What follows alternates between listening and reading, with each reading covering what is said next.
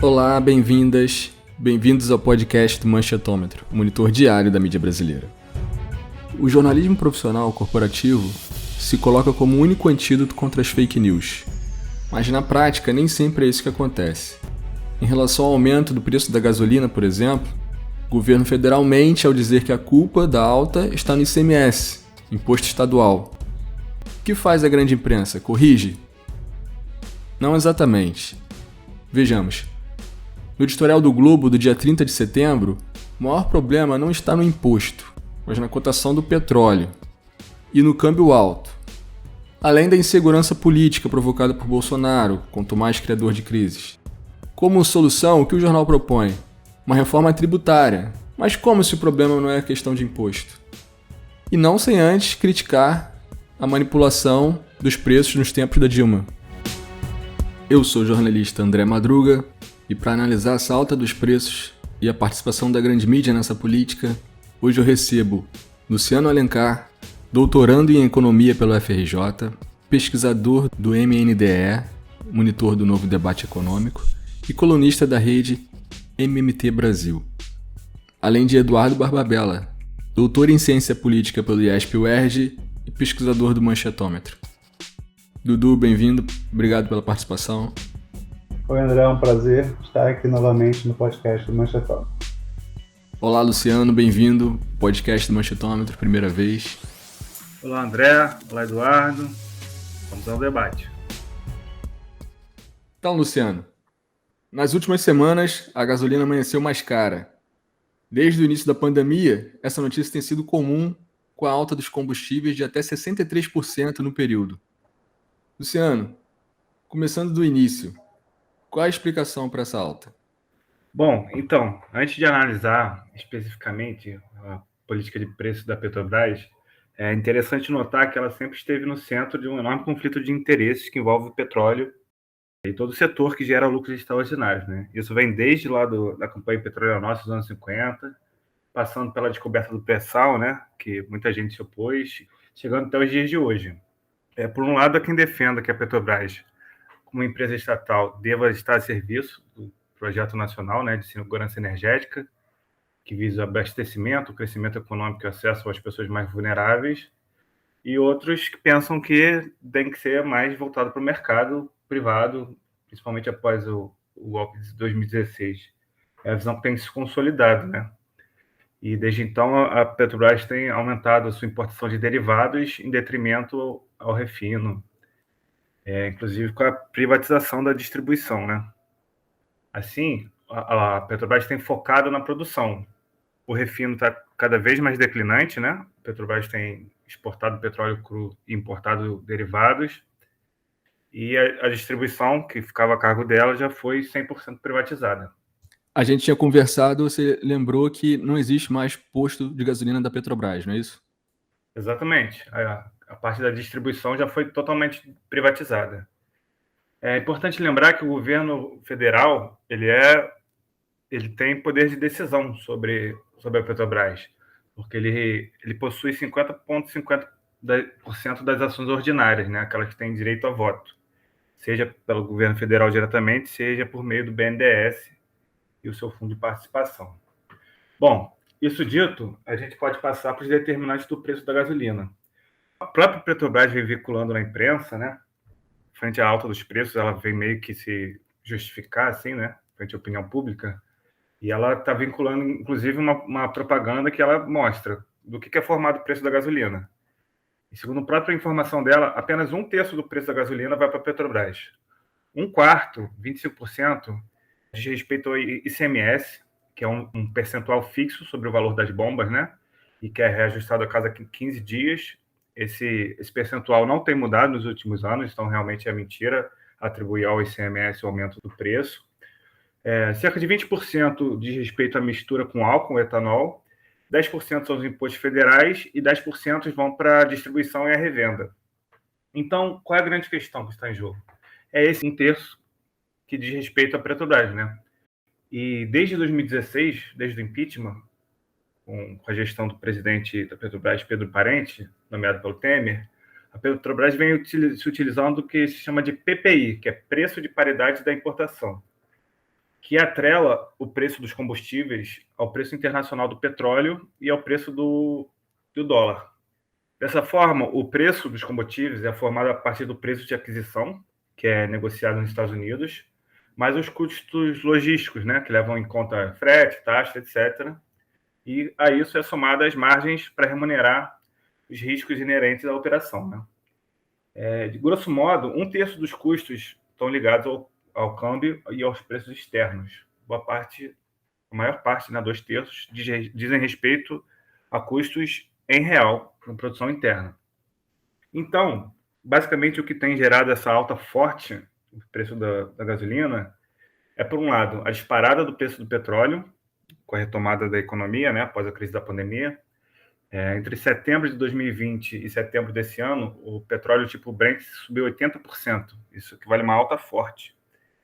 E, ao mesmo tempo, a gente tem um câmbio extremamente depreciado, né? Hoje, você tem que dar R$ 5,50 para cada dólar, né? Lembrando que em 2020 a média foi de R$ 5,15, 2019 estava abaixo de R$ 4,00. Então, a Petrobras, priorizando seus acionistas, né, em detrimento da população, que paga combustíveis cada vez mais caros, ela está importando cada vez mais refinados e exportando óleo cru. Enfim, isso é uma política claramente visando ter lucros maiores para dar maiores dividendos para os acionistas, né? Segundo dados do professor Eduardo Costa Pinto, lá da UFRJ, baseado no balanço do terceiro trimestre de 2021, em 12 meses, o retorno sobre o patrimônio líquido da Petrobras foi de 36,2%. E do caixa operacional sobre receitas de venda foi de 48%. A exemplo de comparação, a média das grandes petroleiras é de 7,2% no retorno sobre o patrimônio e de 16% no caixa operacional. Desse modo, a Petrobras teve lucro de 135 bilhões de reais nesse período. No ano de 2021, a Petrobras está se propondo a pagar 63,4 bilhões de reais de dividendos.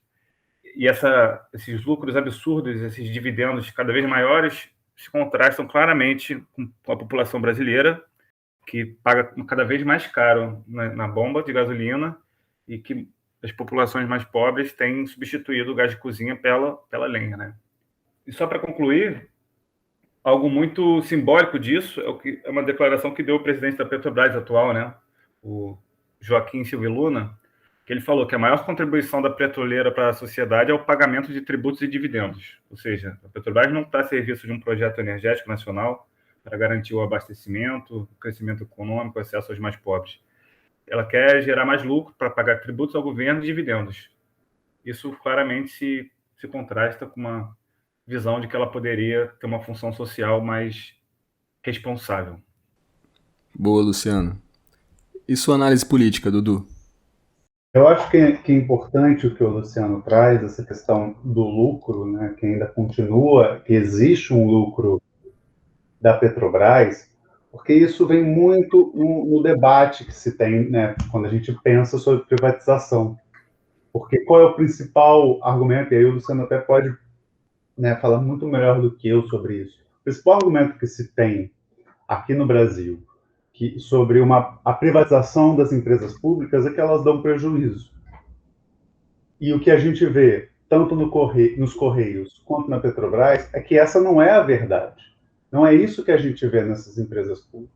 A gente vê duas empresas públicas, principalmente, no caso da Petrobras, que atua num bem que é essencial para a segurança energética do país, uma empresa capaz de criar e produzir lucro mesmo depois de todo esse processo que ela vem sofrendo, né, de, vamos dizer, de desconstrução e de, pelo menos, desmontarem essa linha de produção total da Petrobras, com a venda, por exemplo, da BR Distribuidora. Então, a gente tirou muita coisa dessa Petrobras. E, no caso dos Correios, a gente tem também uma empresa que gera lucro e que, como o próprio vice-presidente Mourão já falou, se privatizado, teríamos que criar uma nova empresa pública que garantisse os correios para os locais mais longínquos, onde o serviço de postagem fosse capaz de alcançar esses locais que não dão lucro para as empresas privadas. Então, a gente já vê também uma questão, né, uma questão política muito importante envolvendo essa privatização. Interessante como as privatizações aqui funcionam, né? Eu estava lendo, por exemplo, o metrô do Rio, tem agora um novo administrador, e pelo contrato é o seguinte: quem compra os novos trens, né, é o Estado. Quem faz novas linhas do metrô é o Estado ainda. É impressionante como é feito as coisas. Não sei como é que é feito no resto do mundo, mas vamos lá. Apesar dessa explicação do Luciano, não foi essa a explicação que o governo federal deu aos brasileiros. Nos últimos meses, o governo Bolsonaro tem acusado os governadores de aumentarem o ICMS e encarecerem o combustível no país. No entanto, também como o Luciano disse, essa não é a verdade, afinal o imposto não aumentou e a gasolina continua com a sua divisão habitual dos custos. O que mudou desde o governo Temer, apoiado pela imprensa, foi que a gasolina acompanha as oscilações internacionais do valor do petróleo e desde então o que vimos é o disparo do preço do combustível. E esse aumento da gasolina tem impactado em todas as frentes, no aumento de frete, no aumento do custo de alimentos, consequentemente, no aumento do custo de vida. Mas afinal, Luciano, existem mecanismos para frear essa disparada da gasolina? Existem, com certeza existem. Existem dois horizontes temporais, né, que a gente pode lidar essa questão. Uma questão de mais longo prazo e outra de prazos mais curtos. A longo prazo, o que deveria ser feito, em termos de produção, a Petrobras já vem produzindo muita coisa, 2/3 da produção já vem do lado pré-sal, né? Muitas pessoas não acreditavam. E o que deveria ser feito a longo prazo é exatamente a expansão da capacidade de refino, para que a Petrobras pudesse. Ela já extrai petróleo muito barato e poderia refinar aqui ao invés de importar esses derivados do petróleo, né? E a prazos mais curtos, o que deveria ser feito é a revisão dessa política de preços, né? Que hoje vem favorecendo o acionista, inclusive chegou até a haver um debate na mídia se a Petrobras não devia fazer um vale gás, um subsídio aos mais pobres. O Paulo Guedes chegou, inclusive, a comentar que talvez fosse uma boa ideia vender as ações da Petrobras, do governo federal, e dar o dinheiro aos pobres. Mas, enfim, o primeiro passo seria uma revisão dessa política de preços, porque 2/3 da produção se dão em custos nacionais, então não tem por que atrelar os preços ao dólar. O preço deveria ser dado pelos custos em moeda nacional, priorizando assim o interesse público em detrimento aos acionistas, né? Outra questão que é muito levantada por analistas mais progressistas é a questão de um imposto sobre exportação do petróleo cru, porque assim a Petrobras exportaria menos, teria maior oferta de petróleo cru aqui para ser refinado, e com esses recursos desse imposto seria possível criar um fundo de estabilização do preço do petróleo. Em momentos em que o petróleo está muito alto, o governo vende petróleo, lucrando com isso, e quando está muito baixo também, compra, segurando o preço, assim o preço oscilaria muito. E esse recurso desses impostos também poderiam ser utilizados para se fazer uma transição verde, né? Tão debatida ultimamente. Outra coisa bem interessante de se fazer seriam estoques reguladores também, né? Exatamente nesse sentido de comprar petróleo quando combustíveis em geral, quando o preço está muito baixo, e vender quando ele está alto, não deixando nem o preço cair demais, nem subir demais. E por último, mas uma questão que é politicamente menos viável, seria reduzir os impostos, né? Ou aumentar subsídios, aí podendo ser subsídios específicos para determinados setores da sociedade, as camadas mais pobres. Todas essas soluções que você deu envolvem a Petrobras e o fato de ela ainda não ter sido privatizada, porque privatizada, nenhuma dessas soluções que você apontou seria dada prosseguimento, não é isso? Exatamente, eu estou me referindo aqui à política exercida pela Petrobras, que hoje ainda é majoritariamente pública, né? Controlada basicamente pelo governo federal e pelos fundos do BNDES. Uma vez que ela fosse privatizada, a única coisa que o governo federal poderia fazer seria subsidiar e, eventualmente, fazer uma política cambial com câmbio mais valorizado. Mas essa está longe de ser a solução ideal. A solução ideal é usar a Petrobras como uma empresa estratégica que ela é, né? Aqui a gente está debatendo basicamente o preço da gasolina, mas tem que lembrar que são muitas coisas envolvidas, desde a geração de tecnologia, a geração de emprego, renda, demanda, encadeamentos. São muitas questões, inclusive desenvolvimento de tecnologias verdes. São muitas questões que estão envolvidas com essa empresa estratégica, para além de simplesmente o preço da gasolina, o preço de gás de cozinha, do diesel, etc. Que por si só já tem um impacto grande na economia toda, né? No bolso do brasileiro. Dudu, quer falar alguma coisa? Sim, André, eu quero comentar. A gente precisa lembrar uma questão que é muito importante, né? Os transportes no Brasil são principalmente de malha rodoviária. Então, nós não temos, hoje no Brasil, muita alternativa para a gasolina. Se a gasolina aumenta de preço, como você já colocou, o Luciano também já colocou, o frete aumenta, todo o custo de vida no Brasil aumenta. E acho que o que o Luciano coloca aqui é perfeito. Se a Petrobras é privatizada e o governo, sem um poder de decisão sobre o preço da gasolina no país, sem uma margem de manobra nesse sentido, você acaba criando um sistema que, com todo o sistema de combustíveis privatizado, o preço disparando, nós não temos alternativa. Não tem como esperar a mão do mercado para baixar o preço da gasolina, vamos dizer, a questão de oferta e de procura. Porque a procura, no caso da gasolina, sempre vai ter, porque a nossa malha é rodoviária, principalmente. O nosso frete, a maior parte dos fretes são rodoviários. Como é que se transporta soja, né, no país? Existe uma parcela que é sobre a malha ferroviária? Sim, existe uma parcela, mas bem pequena comparada à malha rodoviária. A malha rodoviária é o que domina no Brasil. Então, a gente tem uma questão muito importante relacionada ao frete. Isso que você falou tem muito a ver também com os caminhoneiros, que fazem parte ali da base de apoio do Bolsonaro.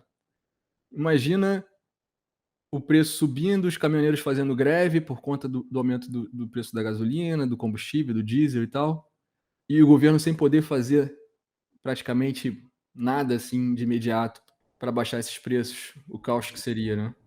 Pois é, se você considerar vamos dizer, um segundo governo Bolsonaro com uma Petrobras privatizada, os preços do diesel lá em cima, a única coisa, né, o Luciano já colocou bem isso quando explicou as alternativas, a única coisa que o governo vai ter seria tentar criar um mecanismo para comprar esse petróleo e segurar um pouco, né, o petróleo que é vendido cru e tentar, né, nessas horas, tentar segurar o preço, ou criar um vale para tentar diminuir os custos desses caminhoneiros. Não tem muito para onde sair, não tem muito para onde ele andar, ele atuar quando ele não tem, vamos dizer, a principal empresa de produção. E o que é mais grave, né, é que nos últimos anos a gente viu a destruição, desmoronamento dessa empresa, né, da Petrobras, né, e principalmente de todo o seu sistema e da sua cadeia de produção. Né? A cadeia de produção da Petrobras foi desconstruída, né, principalmente destruída, e que, como o Luciano bem colocou, que hoje exporta muito mais o petróleo cru e vamos dizer, e importa o refinado. Isso é muito grave, porque antes nós não tínhamos essa situação. Né? Nós já tínhamos uma situação energética nesse sentido, de combustíveis muito favorável para o mercado interno, e agora a gente não tem. E existia uma política de fazer novas refinarias e tudo, isso tudo acabou, né? Foi inclusive vendido, né? Pois é, e acho que também uma outra questão que é importante colocar, e eu acho que esse caso da Petrobras está trazendo bastante, é o fato que estão surgindo novamente, e agora no Senado, no Congresso, propostas para criar e construir mecanismos para alterar a política de preço da Petrobras e reduzir a influência da dolarização, que vem desde o governo Temer. Então, dê certo ou dê errado esses processos que estão na Comissão do Senado, né, não importa o resultado aqui nesse primeiro momento, o importante é que esse debate está começando a ser feito porque isso está criando uma demanda de discussão. O Congresso está se virando e enxergando essa questão, que ele precisa tentar resolver esse fato. As pessoas estão começando a não ter mais para onde sair. Com o preço da gasolina só disparando, chegando né, em alguns lugares hoje, no dia que a gente está gravando esse podcast, em alguns lugares já está beirando R$ 8 no Sudeste, para não falar no Norte e no Nordeste, onde o frete é maior, e aí você aumenta ainda mais os custos do combustível, você já começa a ter essa movimentação no Congresso. Então, assim, dentro desse turbilhão, dentro dessa inação que o governo Bolsonaro tem feito, talvez surja do Congresso uma resposta. Talvez o Congresso seja capaz de produzir. E aí, né, vamos dizer, ironicamente, vem do partido que foi totalmente demonizado nesse sistema, que foi o PT. O principal projeto é do Rogério Carvalho, senador do PT por Sergipe. Então, esse é o projeto que está sendo mais, né, discutido, é um projeto de alterar a política de preços. E aí, a proposta que hoje vem pelo Rogério é o fim da política de paridade pelo preço internacional. E aí, hoje, né, vamos dizer, o projeto de um petista seja a solução mais próxima que a gente tem desse grande caos que nós temos desde o impeachment da Dilma, né? Desde o golpe, dessa questão da Petrobras. Talvez o projeto petista resolva essa questão, pelo menos de forma breve, né? Segure um pouco o caos. Vamos lá. Eduardo, apesar de todas as críticas ao governo Bolsonaro e até a figura do Paulo Guedes, que, segundo os jornais, fala muito e entrega pouco, a grande imprensa defende os fundamentos da política econômica do governo federal, que bem ou mal representa os interesses do mercado financeiro. Dentre eles, a política de preços da Petrobras. Como vocês apontaram, a real culpada pelo aumento contínuo dos preços da gasolina e dos derivados do petróleo. Por que apontar o verdadeiro erro é tão custoso para essas empresas de mídia ao ponto de elas não combaterem a fake news do governo? Olha, André, é uma questão muito difícil, né? É uma questão muito complexa essa. Eu acho que, assim, pensando primeiro de um ponto simples, se a gente pensar de uma forma bem simples, acho que o Luciano já demonstrou bastante essa resposta, né? Que é o fato que hoje a Petrobras, com essa dolarização e sem a política de represar o preço da gasolina, né, e com todo esse sistema que eu falei sobre a malha rodoviária brasileira, né, que acaba exigindo e, de certa forma, consumindo essa gasolina cara, está gerando lucro. E alguém que não apenas o Estado brasileiro, como o Luciano já colocou também, né, nós temos acionistas na Petrobras, acionistas privados, tem muita gente ganhando dinheiro, e quando o mercado ganha dinheiro, a grande mídia costuma gostar. E parece também que eles têm um pouco desse aspecto vira-lata, de achar interessante quando o Brasil exporta matéria-prima e importa produtos refinados, né? Então, a gente está exportando a nossa gasolina, nosso óleo cru, e nós estamos importando a gasolina para a gente poder sobreviver. Existe um viralatismo de que talvez a gasolina lá de fora seja melhor que a nossa. A gente não precisa de uma Petrobras, de uma grande empresa brasileira, né, principalmente atuando lá fora. Além disso, eu acho que tem um ponto que é muito importante, que é o caso da Lava Jato, né? Acho que a Lava Jato ela é um pouco responsável também por esse fato, né? Até por tudo que vem sendo construído e vem sendo principalmente desconstruído nos últimos meses, nos últimos anos sobre a Lava Jato, está cada vez mais claro que a Lava Jato teve um processo de desconstrução da Petrobras e de pagamentos da Petrobras, não só dentro do governo petista, mas principalmente depois de tudo que aconteceu, os pagamentos das multas, os pagamentos, né, judiciais que a Petrobras fez, principalmente nos Estados Unidos, que hoje já são questionados se deveriam ter sido feitos da forma que foram, os altos valores que a Petrobras gastou, e que hoje já são questionados se deveriam ter sido feitos ou não. E se utilizou muito dessa discussão da Lava Jato para realmente destruir a Petrobras e o sistema da Petrobras que a gente tinha. Se a gente pensar na Petrobras dos governos petistas, que era uma empresa imponente, uma empresa que tinha uma importância mundial e internacional, né? Ela era relevante para além do país, e que hoje sofre dentro do país, né? Desde que a Lava Jato veio e destruiu essa empresa, e tornou essa empresa muito mais frágil, e começou principalmente, né, o governo Temer e o governo Bolsonaro começaram a vender os ativos da empresa, principalmente com vários leilões de bacias de óleo, Nós vimos uma destruição de todo esse processo de uma Petrobras que tinha um grande ativo. Então, desde que a Lava Jato vem e destrói não apenas o sonho da Petrobras, né, mas principalmente destrói um modelo, uma proposta de empresa grande brasileira, né, porque não era permitido mais, porque ali tinha sido construída a partir de uma corrupção. Então, ali a Petrobras foi decidida talvez como principal, não culpada, mas a joia da coroa que iria pagar por todas essas questões. Então, a Petrobras simplesmente, no governo Temer, com Pedro Parente, atuou e pagou diversas multas, que hoje já se questiona se o preço era aquele mesmo que deveria ser. Então, eu acho que, principalmente, a grande mídia tem uma dificuldade muito grande em reclamar dessa questão do preço da gasolina hoje, apesar de, né, eles estarem incomodados com esse valor, estarem, claro, tendo que acompanhar e reclamar, e estão sentindo essa questão, mas acho que eles têm muita dificuldade de criticar, porque isso tudo começa com a Lava Jato. Tudo isso vem numa esteira de um golpe, numa esteira de que eles criticaram o represamento que o PT fazia dos preços da gasolina e defendiam a dolarização, e hoje a gente está vendo o que a dolarização faz. Se amanhã nós não temos um pingo de gasolina no país, nós não temos um sistema capaz de resolver não vou nem falar transporte de pessoas, para não criar para não aprofundar isso. Nós não temos como escoar a nossa produção. As produções não têm como ser escoadas. Então, olha o caos que a gente cria. Daí até o agronegócio se volta contra, né?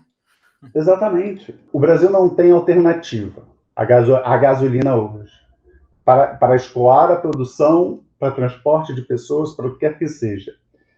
Hoje a grande mídia não tem como defender esse sistema que ela ajudou a construir, derrubando Dilma, defendendo a Lava Jato, e depois que a Lava Jato foi desconstruída e foi destruída, né, principalmente pelas denúncias e formas de apresentar que tivemos, sim, dentro do processo da Lava Jato, muita coisa errada, muita atitude errada, muitas ações tomadas de forma errada para favorecer outros interesses, nós percebemos que a grande mídia não tem muita alternativa. Ela não quer voltar atrás, não quer aceitar e admitir que estava errado, que cometeu um erro. Então é melhor ela fazer isso que você mesmo citou, André. Ela fica quieta, ela não aponta o verdadeiro culpado e mantém o culpado que é fácil. Quem é o culpado fácil do caso? O Bolsonaro, o governo Bolsonaro, o Paulo Guedes. Mas discutir a questão de uma forma profunda, como o Luciano aqui já apresentou algumas questões, e principalmente defender, por exemplo, um sistema que reduza esse custo, né, da gasolina para o país, ou por exemplo, crie, como, né, o caso do projeto do Rogério Carvalho, um fim da paridade com preço internacional, isso a grande mídia não quer. E eu acho interessante também a gente levar em conta quais são os interesses por trás desse desmonte, privatização e por essa política que vem sendo adotada pela Petrobras. Quem é que ganha, quem é que perde com isso? Claramente as empresas petrolíferas internacionais estão ganhando com esse processo. Claramente os acionistas da Petrobras estão ganhando com esse processo. Enquanto isso, o governo federal perde uma importante ferramenta de política econômica e quem é mais prejudicado é a população brasileira, que tem que pagar altos preços no diesel, na gasolina, no gás de cozinha, que se reflete na inflação e na volta do uso do fogão a lenha. É uma discrepância absurda. Os lucros bilionários dos acionistas da Petrobras, de um lado, e a população brasileira voltando a usar fogão a lenha, usando álcool para cozinhar, inclusive, que tem causado muitos acidentes. É realmente uma situação absurda. E importante também, André, a gente lembrar que a Lava Jato ela traz a construção de um sentimento muito importante na população brasileira, que é a ideia de que o que é público não presta, né? Então, quando a gente pensa na Petrobras, da época do PT, e principalmente dos comerciais do governo do PT, era uma empresa estatal, era uma empresa pública, ela era, vamos dizer, a coisa pública positiva, que construía, que crescia. E aí vem a Lava Jato e fala o quê? toda aquela construção, toda aquela imponência era baseada na corrupção.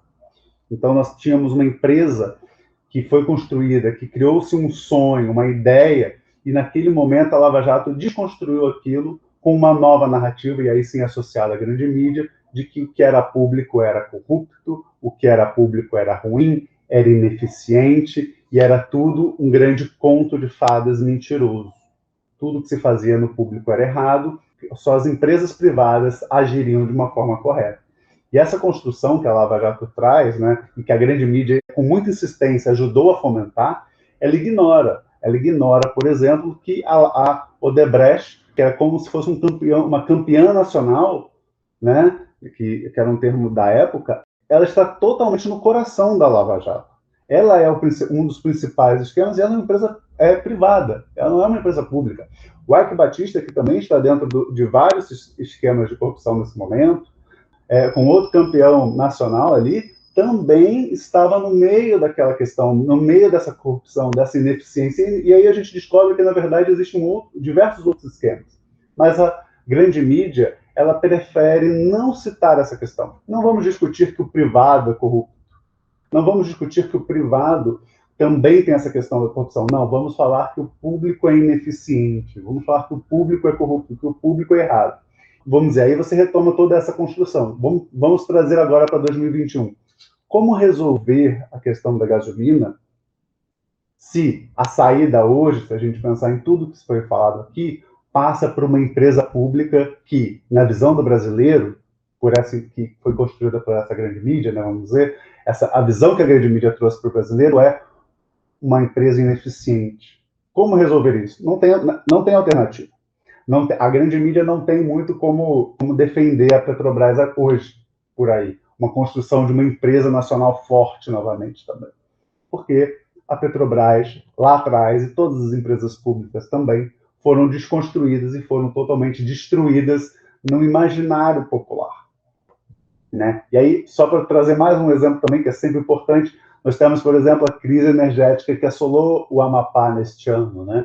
E que muito foi discutido à época que uma empresa privada foi privatizada, e desde que foi privatizado, diversas questões vêm aparecendo e vêm surgindo de que houve falta de atuação da empresa privada para garantir o fornecimento de energia para as pessoas.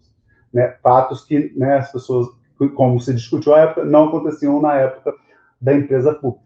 Mas, novamente, essa questão da corrupção e principalmente da ineficiência do privado, isso não é tema para a grande imprensa. Para a grande imprensa, o que não presta é só o público. O privado sempre vale mais. Queria agradecer a participação de vocês. Luciano, obrigado. Contribuiu muito aqui para esclarecer economicamente como é que funcionam as coisas. Alô, André. Espero ter contribuído. Sempre um prazer conversar com vocês do Manchetômetro. E quem tiver mais interesse no assunto, eu recomendo acompanhar o site da Rede MMT Brasil, assim como o monitor do Novo Debate Econômico. E o site do monitor é novodebateeconômico.org.br. Obrigado, Dudu, também pela participação. Obrigado, André. Obrigado, Luciano. Foi um prazer estar aqui. Luciano, né, deu uma aula sobre economia. Espero que esse podcast tenha ajudado as pessoas a entenderem um pouco desse drama que nós vivemos. E reforçar também o convite do Luciano. Sigam a Rede MMT e sigam o MNDE. É um projeto muito legal. Nosso parceiro, nosso co-irmão, para seguir no nosso sistema Manchetômetro. Valeu, André. É isso. Neste episódio você ouviu duas análises sobre a alta do preço da gasolina que assombra os brasileiros, do ponto de vista da economia e da ciência política. Para mais informação, acesse o nosso site manchetômetro.com.br e siga as nossas redes sociais. Se você reconhece que a democratização da mídia é fundamental para a democracia brasileira, considere apoiar nossa campanha de financiamento coletivo. O link é benfeitoria.com/manchetômetro. Obrigado e até o próximo episódio.